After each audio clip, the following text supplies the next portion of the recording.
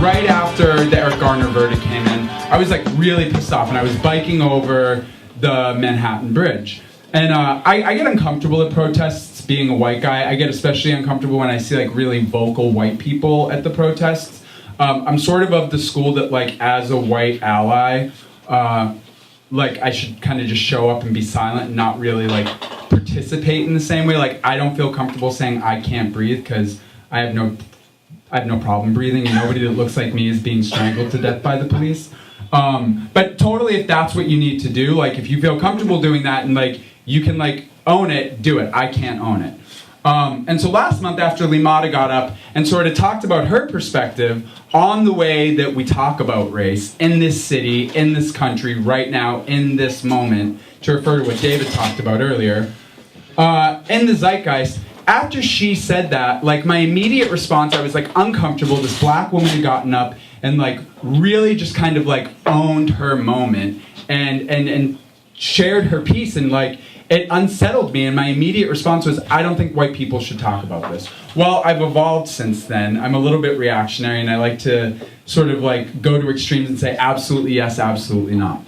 Anyway, the night of the Eric Garner verdict, I'm going over the Brooklyn Bridge. There are cops everywhere, and they're being such dicks. They're so smug. They're really happy, like, yeah, we got this. The protesters couldn't get past us.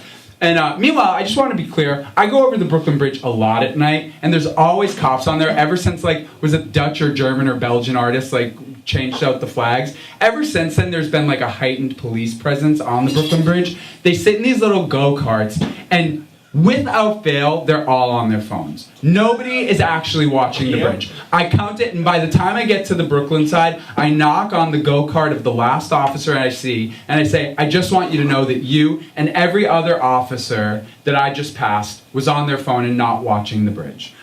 This is a scene that plays out fairly frequently, pretty much any time I bike over the bridge. But this night, the night of the Eric Garner verdict, the city erupts into protests, and it's like really magical. And this is one of the great things about having a bike in New York City, is I was able to sort of survey a lot of it and sort of see what was happening. More than really participating in the marches, I have to admit, I've been a bit of a spectator these past few months and sort of just kind of trying to see and hear what people are saying. This night, I'm over the bridge and I'm like really pissed off. And I get to the straightaway that's coming out to Tillery in Brooklyn. It's the last straightaway. You've come down the bridge, you're cruising, it feels good. There are two cops standing, and it's a cold night. There's two cops standing at the end of the straightaway. And I see them and I'm like, I'm not fucking braking, I got a green light. I'm not braking. Well, the two cops are standing there, and I like skid out of the way because they refuse to move. Ooh, I spit my gum out. I sort of skid out of the way. Can someone pass me a little napkin? I sort of skid, but I don't skid in time, and I end up nicking the shoulder of one of the police officers. And I was like, I'm gonna keep going. And the next thing I hear, all these cops start screaming like, stop him, stop him! And I was like, oh my God, I'm gonna get arrested again. I turn around, I go up to the police officer who I nicked.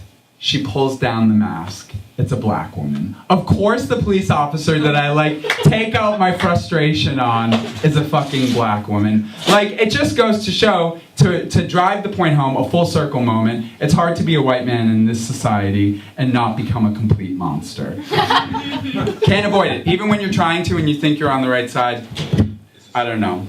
Anyway, it is, yeah.